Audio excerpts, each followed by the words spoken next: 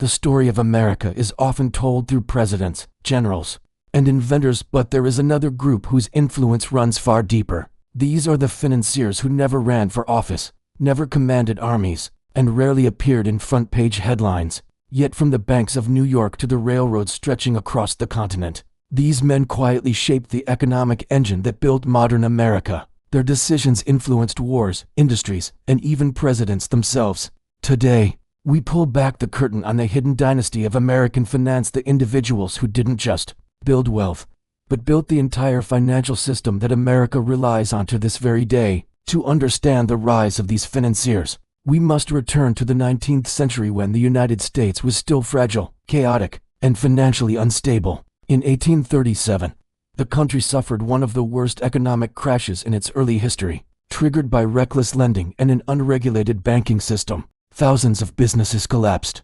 Banks shut their doors. Credit vanished overnight. From this financial wreckage emerged a new kind of American power, the private banker who could provide stability when the government could not. And among them, none rose higher than a German immigrant named John Jacob Astor, who became America's first multimillionaire. His fortune, rooted in fur trading and real estate, created the first foundation of private capital that would reshape the nation's financial destiny. By the Civil War, America was drowning in debt. The Union government desperately needed money, not millions, but hundreds of millions to pay soldiers, buy weapons, and keep the nation alive. Traditional banks refused to take the risk.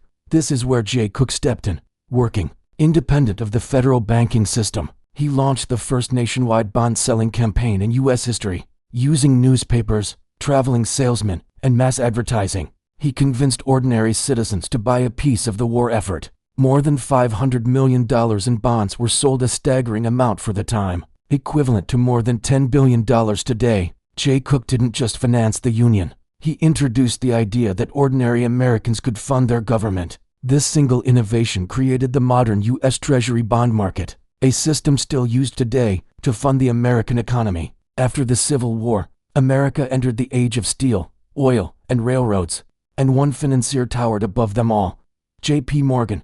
Born into a wealthy banking family, Morgan became the ultimate power broker of American finance. When railroads were struggling with bankruptcy and corruption, he reorganized them.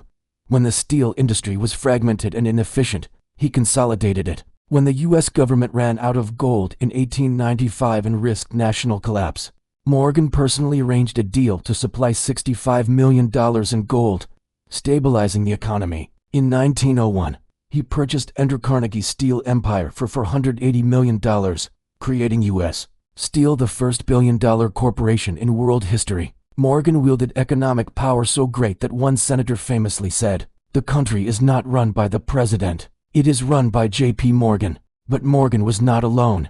Behind him were powerful banking families whose influence extended across the Atlantic. The Rothschilds, known as Europe's most powerful banking dynasty, quietly invested in American railroads, mining companies, and government bonds. They partnered with American financiers like August Belmont, who became their representative in New York. Belmont financed major infrastructure projects, helped stabilize the U.S. dollar, and even influenced political campaigns. Though they never publicly claimed control, their money fueled industries that shaped America's rise. Their quiet presence in American finance remains one of the most misunderstood and debated chapters in economic history. As industries expanded, America faced a new problem: financial panic. Without a central bank, every economic shock triggered chaos. Banks collapsed like dominoes. Markets crashed with no safety net. The worst came in 1907, when reckless speculation caused a nationwide banking crisis. Hundreds of banks failed.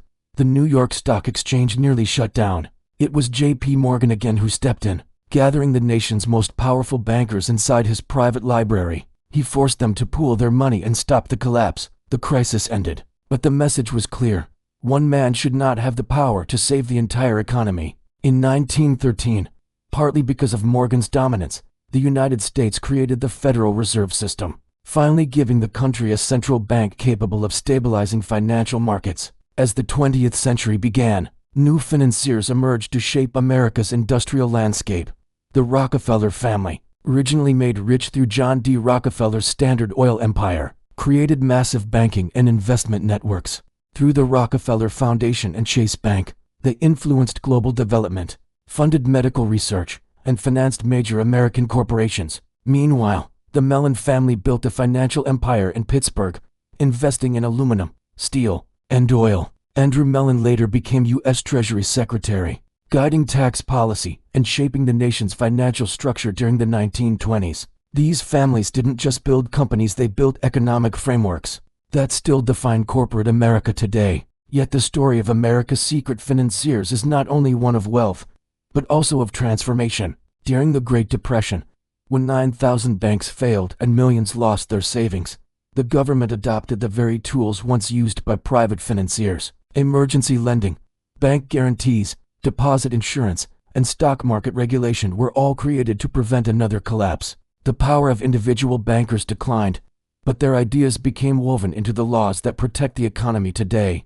In a strange twist, the financiers who once controlled America's money were replaced by institutions built in their image. As America moved into the post-World War II era, new giants emerged: investment banks like Goldman Sachs, Morgan Stanley, and Lehman Brothers. These firms expanded the influence of modern finance, underwriting massive corporate mergers and helping transform the U.S. into the world's economic superpower. But the fingerprints of earlier financiers, Morgan, Cooke, Astor, Rockefeller, Rothschild, still shaped the system they operated within. The financial architecture of modern America, from Wall Street's trading floors to the Federal Reserve's policies, carries the legacy of these early powerhouses. Today, America's financial system is immense, complex, and global, but its foundations remain rooted in the decisions of a handful of financiers. From the 19th and early 20th centuries, they were not elected, yet they steered the nation through war, crisis, and industrial revolutions.